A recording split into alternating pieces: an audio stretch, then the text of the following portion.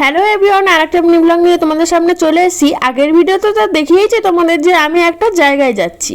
সেই জায়গায় গিয়ে যে আমাদের এরকম বাইরে বসে থাকতে হবে আমরা কখনোই ভাবতে পারিনি। মিনিমাম 1 ঘন্টা ধরে বসে রয়েছি। তারপরে খিদে পেয়ে গেছিলো দেখে মিষ্টির দোকানে খেলাম একটা কালাকাত আর একটা মিষ্টি। ভেবেছিলাম মিষ্টি খেতে খেতে চলে আসবে, কিন্তু না, আমাদের মিষ্টি খাওয়ার পরেও অনেকক্ষণ 8 ঘন্টা মতো ওয়েট করতে হয়েছিল। আর ওয়েট করতে করতে দেখলাম অনেকটা 1 ঘন্টা প্রায় হয়ে যাওয়ার পরে তারপরে আসছে। এটা আমি এসেছি হচ্ছে দিদির বাড়িতে, আর দিদির কাছে একটা কাজের জন্য, ওই জন্য আমাদের বাইরে দাঁড় করে রেখেছিল। 1 ঘন্টা মশার কামড় খাচ্ছিলাম বসে বসে। আসার পরে দিল হচ্ছে দুধ চা আর বিস্কুট, তারপর মন শান্ত করানোর জন্য দিল হচ্ছে মুড়ি মাখা আর 2টো সিঙ্গারা। তো ভালোই বেশ জমে গেল। আসার পরে খাবার পেটটা পরিবর্তন হয়ে গেল। এত খিদে পেয়েছিল, সত্যি খিদে পেয়েছিল, কারণ মিনিমাম আমাদের জার্নিটা ছিল 5-5.5 ঘন্টা, আর তার মধ্যে 1 ঘন্টা ওয়েট করেছি, 6 ঘন্টা 6.5 ঘন্টা। ডিনারে ছিল হচ্ছে পরোটা আর আলুর দম, আর শীতের দিনে এটা জাস্ট জমে গেছিল। আজকের ভিডিওটা এইটুকু, তবে আসি আমি আজকে, টাটা।